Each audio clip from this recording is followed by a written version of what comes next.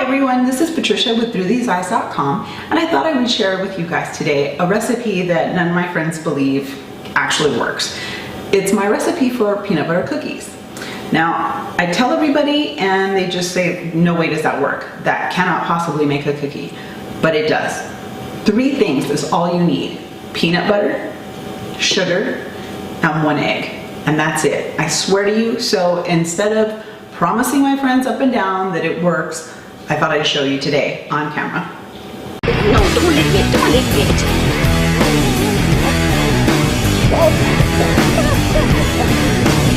This last part. Good job. Gross dog. Gross dog. Gross dog. Oh shit. Oh shit.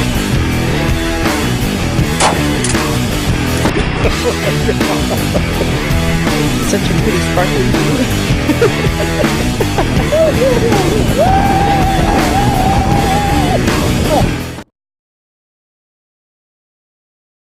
So, I have measured out my 3 things. We're going to start with a bowl. Nothing in the bowl, see? We're going to have 1 egg. Now, the most important part of this recipe is actually following these steps, because it's 3 things and you figure, well, I'll just throw everything together. No, it doesn't work that way. You actually need to start with the egg, put it in a bowl, and you're going to just whisk it just enough to where it's all completely blended. You don't need to froth it. You don't need anything super fancy. Also, I like to let my egg get to room temperature. You can use it right out of the refrigerator, but it's just a little easier to work with if it's room temperature. Okay, so I've whisked that. I don't know, that wasn't even a minute. And the second step, which is very important, is you add 1 cup of granulated sugar. So 1 cup of your regular white table sugar. And I just pour it in slowly, and you're going to mix it into the egg. I have tried this, believe it or not, starting with the sugar and adding a beaten egg into the sugar. It's different. I don't know why. I can't explain it, but it is different. So again, start with 1 cup of white sugar, start with 1 egg, slightly beaten, and then you're gonna whisk in the 1 cup of sugar. And you want that nicely blended. It's gonna get really, really creamy, and it gets a little harder to stir. And at which point, I'm going to forego my whisk for a little spatula spoon thing. Only because the next part is adding the peanut butter. All right, so you're gonna make a mess. I always make a mess when I cook. So using the spatula, I'm just gonna kind of continue to make sure that it's all nice and creamy. There's no lumps. I wish I had the camera up here. But anyway, there's no lumps. It's all nice and creamy. It almost looks like really melted butter. And then 1 cup of your favorite peanut butter. You can use creamy, you can use chunky. I use creamy because I like to moderate my chunks if I'm gonna chunk it. Now, as I mentioned, there's only 3 ingredients in this recipe, but you can supplement or add. You can add chocolate chips if you want. You can add peanut butter chips if you want. You can add fresh nuts, and it's all to taste. I wouldn't overdo it with any of those. You can even add some vanilla. I've seen that or heard that recipe somewhere. I don't really feel the need to add vanilla. All right, I'm trying to make sure I got one. Yeah, okay. So 1 cup of peanut butter. In we go. Now this is probably the hardest part, because you want to be a little careful. I'm gonna hug my bowl here for a second and really smooth it all together. This gives you a nice upper body workout. Okay.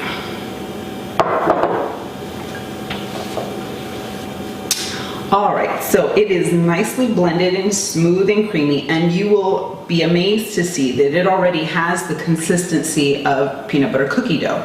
No flour, no baking powder, no salt, no nothing else was added, just those 3 ingredients. Now, you aren't really cooking unless you get your hands dirty. So I'm gonna take off my rings. Oop. And I've washed my hands. I'm going to start, as per usual, you're gonna take a cookie sheet. Now this is ungreased. Remember, I said only 3 ingredients, so you don't need spray, non-stick cooking spray, you don't need butter, you don't need anything else.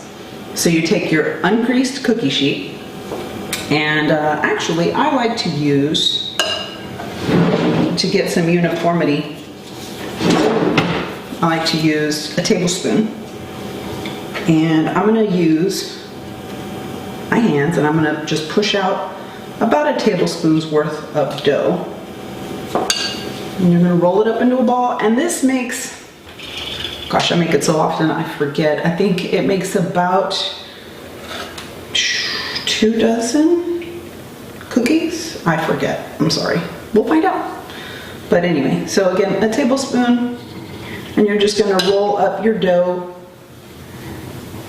into these little balls. I put about 6 on a tray. This is a small cookie sheet, so I'm probably going to only put about 6 in there. They don't expand a lot. They do, you know, spread out. And we're going to roll these out. Okay, I lied. I'm going to put 8 cookies on this sheet here. And let's see.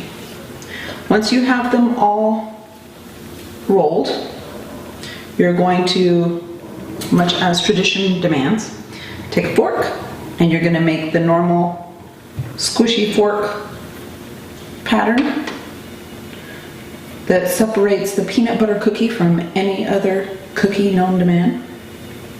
I mean, I don't know whose idea it was to squish these cookies with a fork, and it's like a permanent stamp. You cannot eat a peanut butter cookie that does not have the little time marks, because otherwise how else are you going to recognize a peanut butter cookie, right?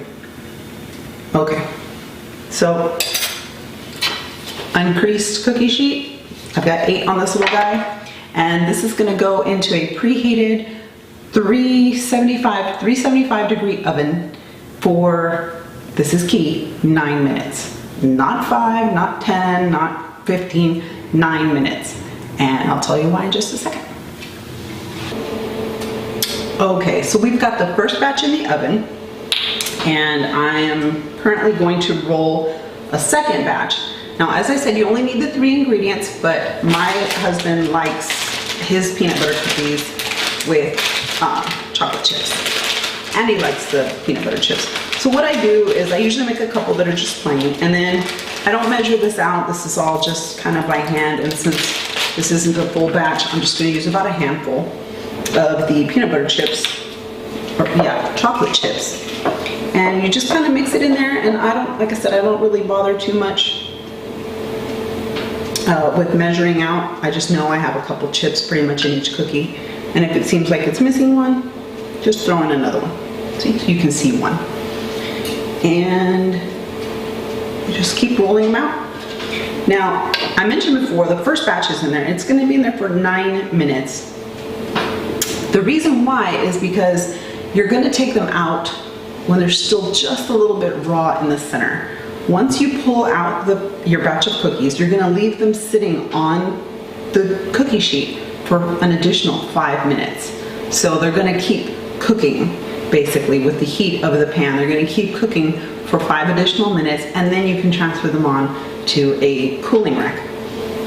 And they, I tell you, they're going to look a little raw when you put them out. The center is going to be just almost looking a little wet, a little raw, but they do continue cooking when they sit there. So I'm going to keep rolling these, and I'm going to keep an eye out on my delicious smelling cookies, and I'll see you in a bit.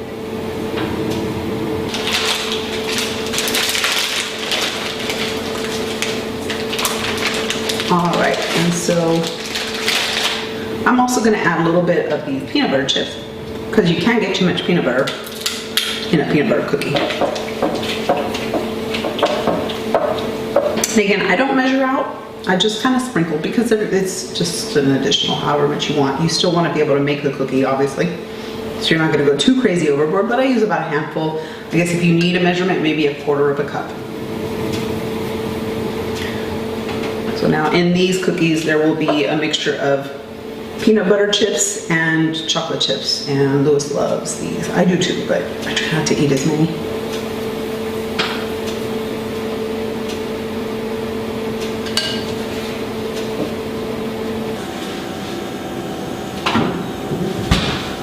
Right, the last batch is ready. So they look absolutely gorgeous. These have, some of them have chocolate chips in them, some of them have peanut butter chips in them.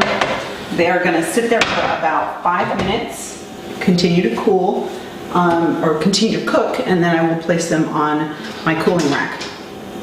So while I'm waiting for them to cook, and while I was fiddling around in here, I was thinking, when was the very first peanut butter cookie created? And who was the genius behind it? What I could find was a gentleman by the name of George Washington Carver, who was a professor at Alabama's Tuskegee Institute.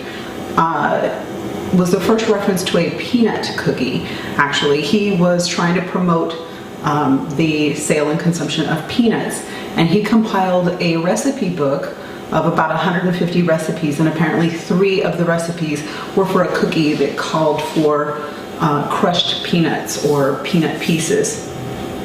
So I did a little more digging, and about 10 years, it's argued 10 to 20 years later, either the early 1920s and definitely by 1933, the peanut butter cookie had been in use. I believe it was the early 20s that the first ingredient, the first time you see the ingredient of peanut butter in the cookies. So anyway, these are sufficiently cooled, and I wanted to just show you, they're absolutely, yeah, okay. So I got my milk, got a drink milk and a cookie.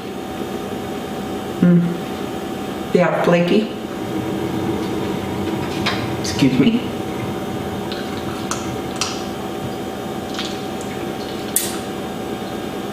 Flaky and delicious.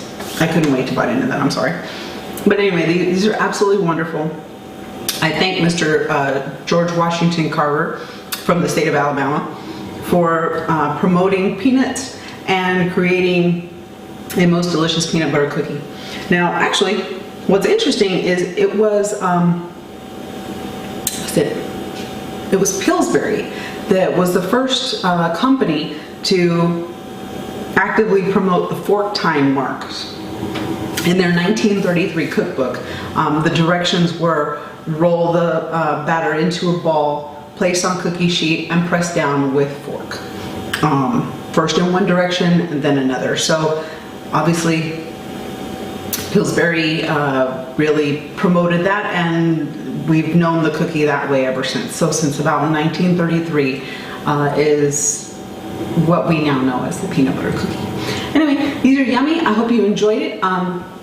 Visit my website, through-these-eyes.com, for the complete recipe. But again, it's so simple. 1, 1, and 1. 1 egg, 1 cup of sugar, 1 cup of peanut butter. And bake for 9 minutes. 9 minutes now, don't do it any longer. And trust me, they will cook. There is absolutely no rawness in the center of this cookie. They're just yummy. Okay. So visit my website, through-these-eyes.com. If you like it, please share, please subscribe, and pass it on. Leave a comment if you have any questions. And yeah, I'll see you again for another simple, delicious, and easy recipe. Cheers!